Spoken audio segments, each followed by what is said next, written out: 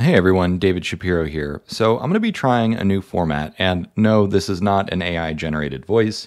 You can tell because of the inflection and so on. Anyways, I am trying to experiment and increase the quality of my production. So let me know in the comments if this new format works for you. But yeah, so I'm trying to increase and experiment. So we'll see how it goes. In today's video, I wanted to cover the IMF AGI preparation report that I've mentioned a few times in videos. So this was a blog post written by Anton Koronek, who is a fellow at the Brookings Institute, as well as a professor of economics at UVA. He was formerly at Johns Hopkins University and also the resident scholar at the IMF itself. So if you're not familiar, the IMF is the International Monetary Fund, which I know is going to be unpopular with some viewers, but this is a financial institution that is responsible for basically supporting and promoting economic growth globally. So they have been part of the bailouts, for instance, for Greece and UK.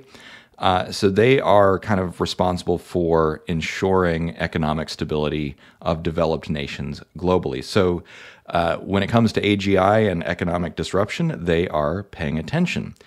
Now, in this blog post, Anton introduces a concept that I had been looking for the term or a name for it. And so the concept that he introduces is called the frontier of automation. And so this is basically the simplest definition that I could come up with for the frontier of automation is the task complexity that machines are capable of. And so task complexity is broken down into mechanical skills, such as navigating the physical world, as well as the cognitive tasks or the cognitive sophistication that is required to carry out a task, such as planning, reasoning, and problem solving. Now, what Anton observes is that just this observation is pretty unequivocal. Like, it would be difficult to debate this.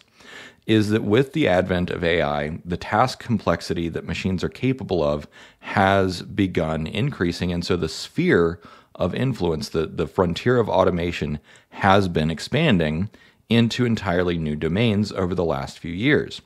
And if you simply extrapolate that trend out and say, okay, if this trend continues for any length of time, then eventually the frontier of automation will either catch up to or totally subsume the entire sphere of human task complexity.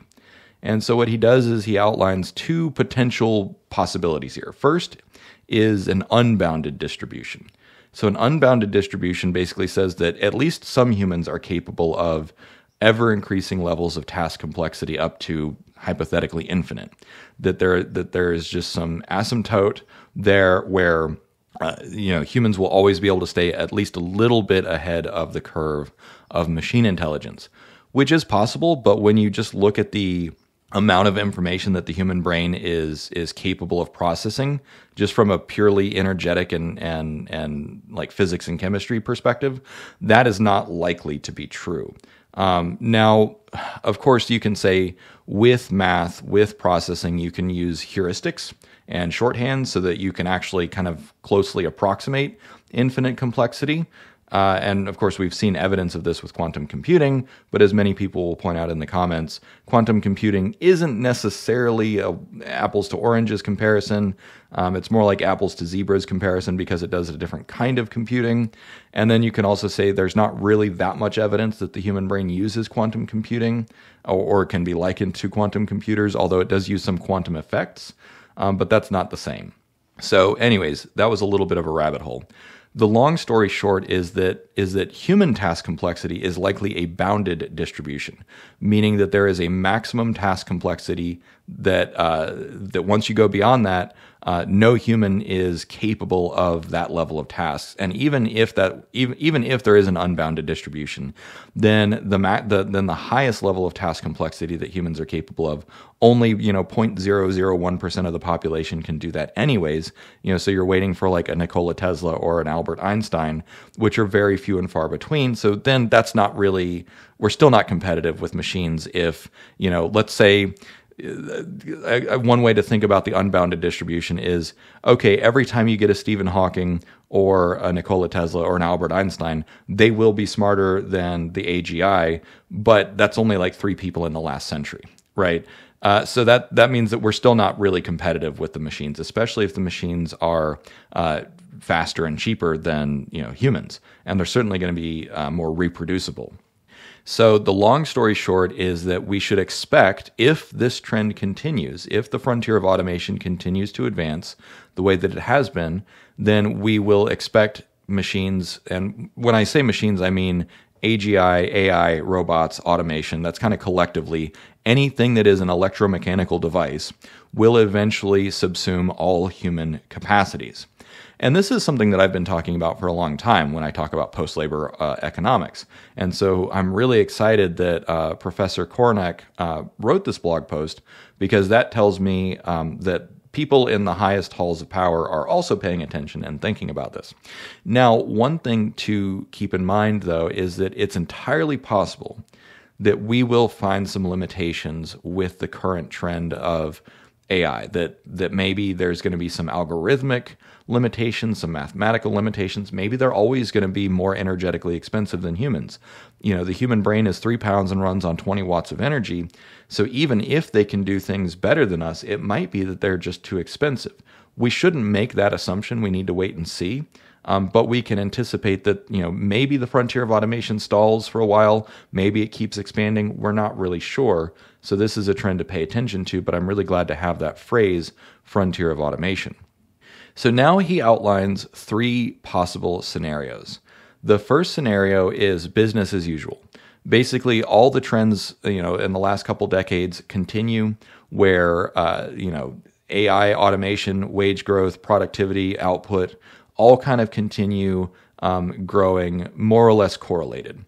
So as productivity goes up, wages go up, although if you look at it from the perspective of neoliberalism and some of the criticisms of wage stagnation, you might argue that wages have not actually grown over the last 2 decades. So you could argue that this graph is actually potentially misleading or inaccurate.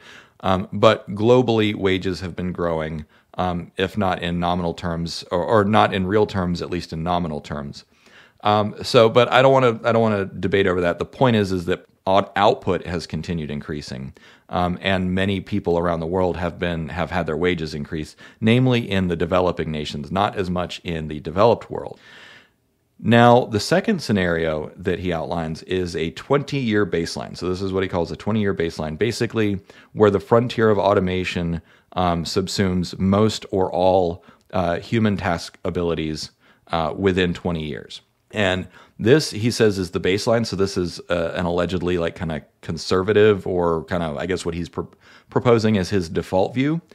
And then he also, in the third scenario, he outlines a 5-year, more aggressive timeline where the frontier of automation subsumes most or all human abilities within 5 years. Personally, I think that this is more likely. And I think that, at least in the lab, we will see that machines have subsumed most or all human capabilities by this time next year.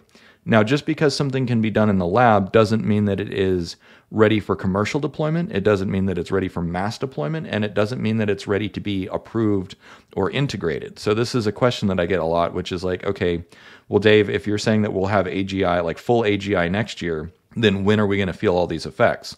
So I agree with this 5-year timeline a little bit more closely.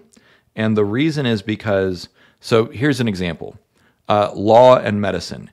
Right now, in order to practice law and medicine, you have to be a human who has, passed certain board certifications. You have to pass the bar exam. You have to be a board certified physician in order to practice medicine. And then even if you want to replace doctors with a machine, it has to go through all kinds of tests and trials. And what several physicians have explained to me is that human performance is the gold standard. So if you have a machine that comes in and practices medicine differently, and you can't directly compare it to human performance, it's not going to be approved, at least not by the FDA, which is a really it's a frustrating thing. And some of the physicians that I've talked to that are tinkering with AI, they're also frustrated by it. because the assumption is that human physicians are the best, and therefore if a machine comes in and does things differently or follows a different procedure, even if it gets better outcomes, it's not going to be approved. And honestly, like, here's a personal story. I went to the doctor recently because I was having stomach pains, and the doctor said, don't go to a dietitian, just take more omeprazole. And then I was like I literally had a physician tell me, do not go to a dietitian. They won't be able to help you. And so then what I did was I cut out wheat from my diet and my stomach pain went away. So it's like, well, that was like, I'm not going to say it's medical malpractice, but like that was patently, like objectively incorrect, bad advice. Whereas I was able to figure that out with the help of ChatGPT. I came up with a bunch of dietary tests and experiments and unpacked the results from my food diary with ChatGPT. And so, but that was a different methodology, and so therefore it wouldn't be approved as a medical device. And so that's kind of the point, is like when a machine can do something similar but better, but through a different methodology, it's going to be harder to get approved. So anyways, that was another rabbit hole, but I wanted to share that example because it really kind of, to me, drove home the point that humans are incredibly fallible, and who knows, maybe that physician had a personal beef with dietitians. I don't know, but it was objectively bad advice. So getting back to the topic at hand, if we follow this 5-year aggressive timeline, then what we should expect is that it will take a little bit of time to get all of these new AI use cases approved and validated and to be safe. Now, again, we're making several assumptions here. We're assuming that the frontier of automation is going to continue apace, or it might even accelerate. And I'm personally in it's probably going to accelerate camp because, as I've talked about before, what I call the automation paradox. And so the automation paradox is, and other people have characterized it differently, so I'll give you both definitions. For me, the automation paradox is that basically nothing happens until the automation engine is done, and then everything happens all at once. And then a definition that I've seen more people use out in the wild is that human productivity continues to increase until the frontier of automation surpasses humans, and then human productivity drops to zero, where total productivity continues to increase. So basically, like, as you're using AI tools, you continue to, increase your productivity up until the very last moment where the AI fully takes your job and you are no longer necessary. And so you become increasingly more productive until you're no longer needed, and then your productivity drops to zero. So those are both kind of things that we're looking at. And what he outlines with these graphs is what that looks like. So as the frontier of automation expands, you will need fewer and fewer humans. And so one of the things that I've talked about when I'm asked this question is, what's it going to affect, in what order? And so it's not going to be all at once. It's not going to be like every single job is destroyed all at once. There are different sectors and industries that are more vulnerable to being automated.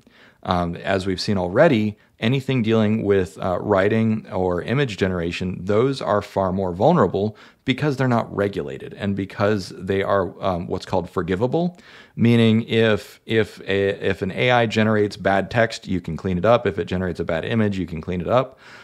Law and medicine are not forgivable. You have to do it right the first time. Construction is also not forgivable. You have to do it right the first time, or buildings collapse and people die. And so forgivability or tolerance is another way of thinking about it. So industries that are not regulated and highly forgivable or highly tolerant are going to be automated away first. Those with lots of regulations and those that are less tolerant or less forgivable will be automated last. But in the meantime, lots of people are going to lose their jobs. And so the final bit of this blog post is wages versus output. And so if we continue with business as usual, then wages and output continue to grow more or less correlated for the foreseeable future. This is not an assumption we should make. Again, the frontier of automation might stall, it might slow down, it might accelerate. We don't really know right now. But there's not really any reason to see that it is slowing down. I know that Bill Gates has said repeatedly that GPT-5 is going to be disappointing because it's going to not going to have that many mechanistic differences. But we are also just starting to touch on multimodality. And one thing that I have seen since I've been in it since GPT-2, GPT-3, GPT-4, those incremental improvements have disproportionate impacts on the frontier of automation. And so what I mean by that is GPT-2, you could fine tune it to like fix punctuation, and that's about the most useful thing that it could do. I know that OpenAI just released their paper where they had GPT-2 supervising GPT-4, and that made GPT-4 as dumb as GPT-3 or 3.5. But so they've been able to get a little bit more performance out of GPT-2 than I did. Granted, that was 4 years ago. But the point being is that the frontier of automation goes up. It's almost like if you're calculating the volume of a sphere, because if you double the radius of a sphere, the volume more than doubles, right? It goes up. What's the formula? It's what is it? Pi r cubed or something like that. So it goes up, I think, in a cubic format. So you double the radius and the volume goes up by a factor of 8. You triple the radius and it goes up by a factor of like 30.